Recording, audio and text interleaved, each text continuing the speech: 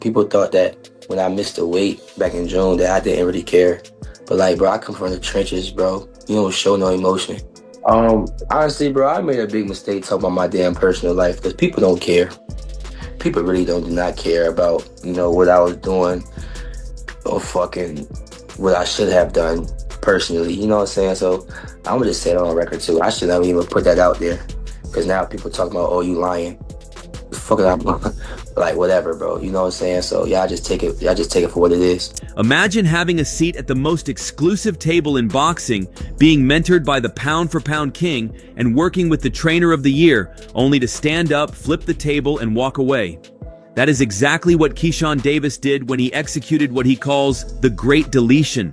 Most fighters would give anything to be in Terence Crawford's inner circle, but Keyshawn realized that even the best environment can become a cage if you aren't the one holding the keys. He didn't just change a trainer, he wiped his entire professional slate clean, leaving fans and insiders wondering if this is a masterclass in self-belief or a massive lapse in judgment. It's deeper than a team, this family, you know what I'm saying? So that's exactly what I need around me, people that really genuinely love me. And when it comes to boxing, we all got the same goal, and that's to be different and be great.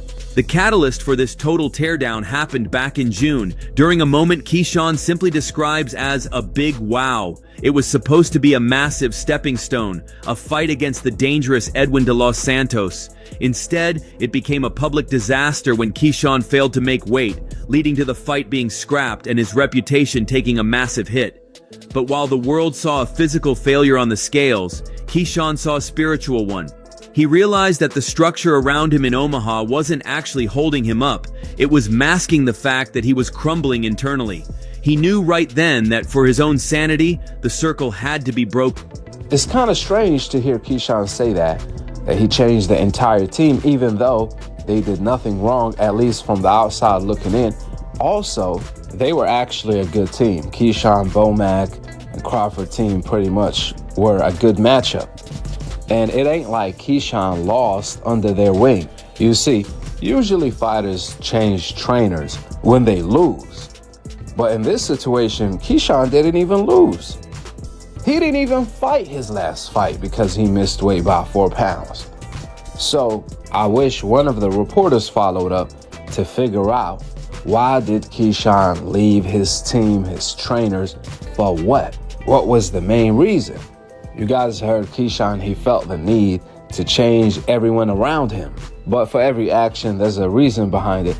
So I wish one of the reporters followed up with Keyshawn to have him elaborate on that. Anyways, there's no secret. Keyshawn is a special talent. And he was at this level before Bomac and Crawford team. Did they elevate his game? I think so, but at the end of the day, he won a silver medal and was the best fighter in the Olympics from the USA. He did all that on his own. Keyshawn did. There was a darker energy brewing behind the scenes that the cameras didn't fully capture until it was too late. Rumors began to swirl about a hidden incident, a locker room scuffle involving Nahir Albright's team. Allegedly, tensions boiled over into a physical altercation that brought a cloud of negativity over the entire camp. In the high-stakes world of elite boxing, team morale is everything. Some speculate that this snafu was the final straw for Bomac, who has dealt with his own share of legal accusations surfacing recently.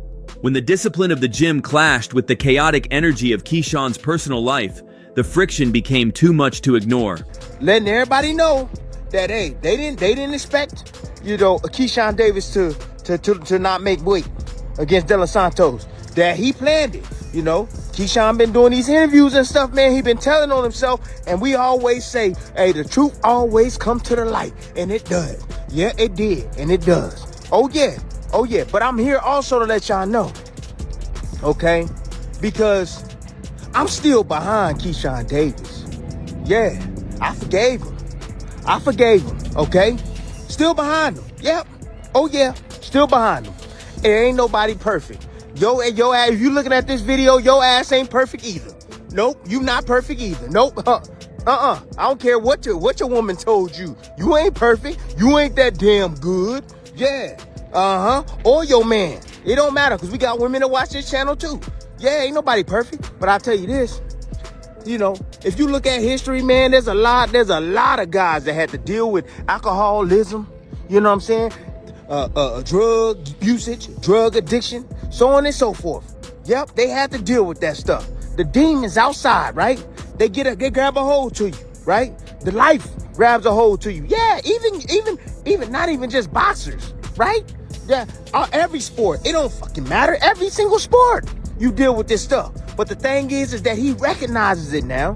You know, the only person that's gonna change him moving forward is him.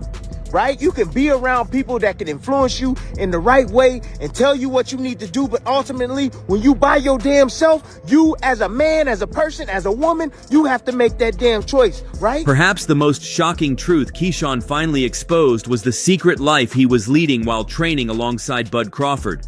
He admitted that during some of his most important camps, he was struggling with a drinking habit he kept completely hidden from his mentors. Imagine looking Terrence Crawford in the eye every morning, knowing you'd been drinking the night before. Keyshawn realized that despite the 4 years they spent together, the Omaha team didn't truly know him. There was a fundamental disconnect. He was a guest in their house, following their rules, but he was still a stranger to the people supposed to be guiding his soul. All this shit businessman been talking, all the shit he said, all these motherfuckers supposed to be top-notch interviewers, all these motherfuckers got all these platforms, all these fucking followers, all this shit, and then nobody asking one fucking question. Why? Then now one of them motherfuckers asked one fucking question. He said all that shit, your team deleted, I switched up this, I did that, and not one motherfucker had the guts to say, well, how come? Can you elaborate on that? For him to even say, no, I can't speak on it, just know that I moved on. Not one question. I never heard no one of them platforms that he went on say, damn, so why you leave Bomac and the team?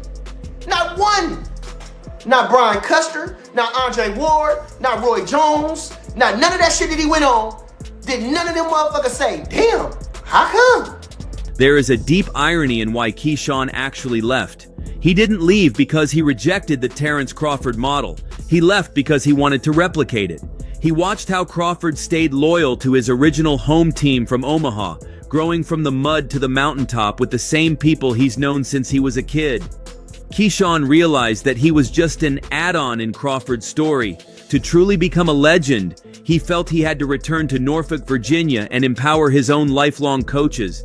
He wanted his own Omaha, a team that knew his history, his triggers, and his heart long before he was a star. The team that you started with, going back home, talk to us about the reunition of you and your team. My team, man. I love my team. I love my boys, man, my guys, man. Like, these people I've been with for all my life, bro. Like, these people I've been with as an amateur, traveling on the road as amateurs. We all amateurs. And then these guys that's training me, they didn't know they was gonna be trainers, bro. Like, they didn't know that. Like, the cards just got dealt and they just became trainers. But now they've been training for a very long time before I even accepted them to come onto my team. You know what I'm saying? So it's like, bro, like, these people is family that I'm with, you know? Like, these people, even after the fight, we're gonna be going out to eat. We're gonna be watching NBA basketball games with. I'm gonna be over their house holding their kids. Our kids gonna be playing with each other. You know what I'm saying? So it's like, bro, it's deeper than the team. It's family. You know what I'm saying? So that's exactly what I need around me. People that really genuinely love me. And when it comes to boxing, we all got the same goal, and that's to be different and be great. This move toward independence wasn't just about boxing, it was a full-scale corporate restructuring. Shortly after the split, Keyshawn did a circle check and deleted almost every professional contact from his life, replacing them with his brothers and a new power player, Jay Prince. By signing with the legendary and often controversial manager, Keyshawn signaled that he was no longer a prospect under someone else's wing. He is now the CEO of the DB3 brand. This move was about taking control of his narrative, even if it meant deleting the very people who helped him reach the world stage. Oh, and I knew he didn't make that. I knew he didn't make that weight on purpose. I knew that. He didn't make that weight on purpose. There was a reason why he didn't make that weight. It could have been the fact that, man, maybe he had drugs in his system. Yeah, because he had a party a few days before that. He's probably in there, yeah, getting a little green on. And another thing I want to let y'all know, man, a lot of fighters, man, shit. Let's say, let me name Mike Tyson dealt with that, who was it? Aaron Pryor, Whitaker,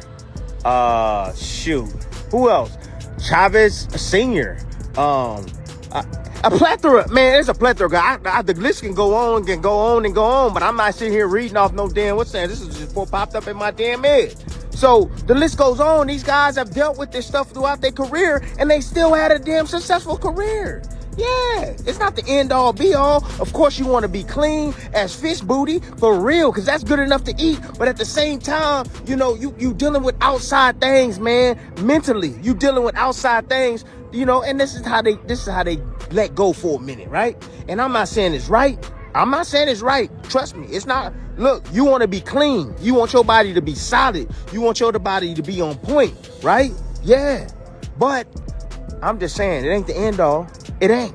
It's not. I'm gonna keep it 100 with you. There's been other guys that have used, has been damn successful. You know what I'm saying? I'm not telling you fighters to use. Nah, don't do that. Don't do that. I'm just trying to give you an example, not to give up on Keyshawn. Letting everybody know, don't give up on Keyshawn. The boy is skillful. The boy is talented. Yes, he is. Yeah, he got it, right? But, you know, he's fighting demons. The transition hasn't been without its digital drama. Following the split, several cryptic messages appeared on Keyshawn's social media accounts, posts about loyalty, deleting fake energy, and doing a circle check. These posts were often quickly removed, but not before the boxing community on Reddit and Twitter caught wind of them. The deleted tag began trending as fans debated whether Keyshawn was being a visionary or if he was simply uncoachable. Some critics argued that firing the trainer of the year is a move you only make if you've already won everything, not when you're still trying to prove you belong at the top. We're like, we need some lights in here. The businessman is back in action. The businessman is back in action. They just released the news. Wonderful news. Groundbreaking news. Christmas Day news. They just released the news. I told y'all I was gonna be back and better, right? I told y'all that, right? I told y'all that, right? Didn't I tell y'all that? Like a motherfucking diesel Oopa Loopa.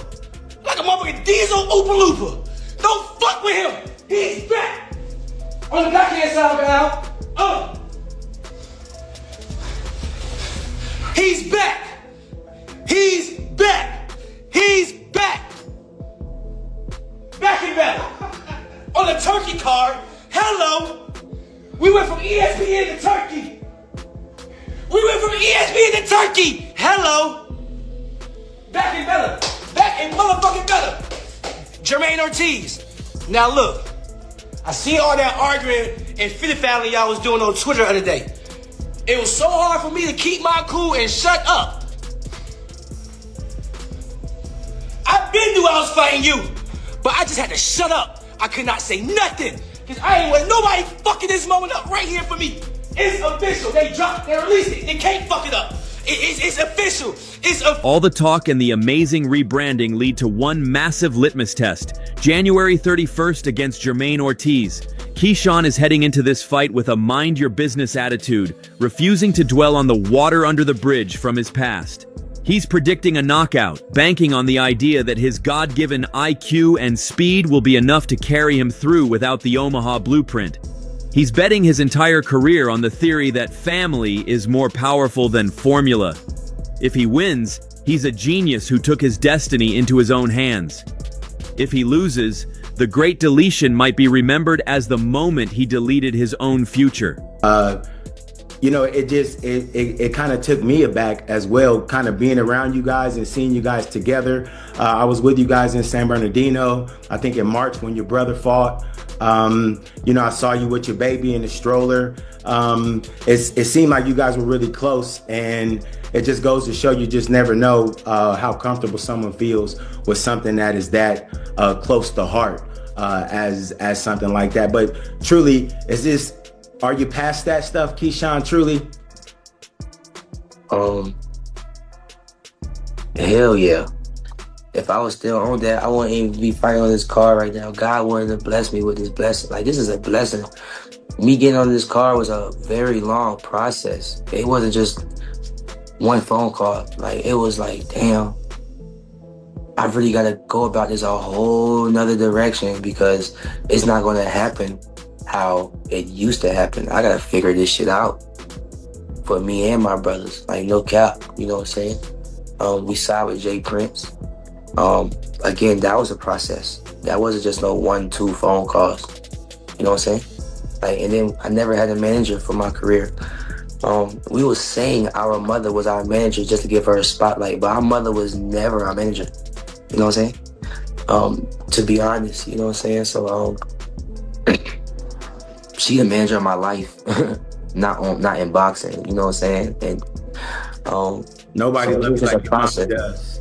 Right, you know what I'm saying? And it was just a process of me even getting on this card right here, and this is a blessing, and God would never bless me with this blessing if he knew I wasn't going to be able to take care of this blessing. You understand what I'm saying? This is my second chance. I can't mess this up. Keyshawn Davis has chosen a path of extreme isolation and intense loyalty to his roots. He's traded the most proven system in boxing for the uncertainty of a homecoming.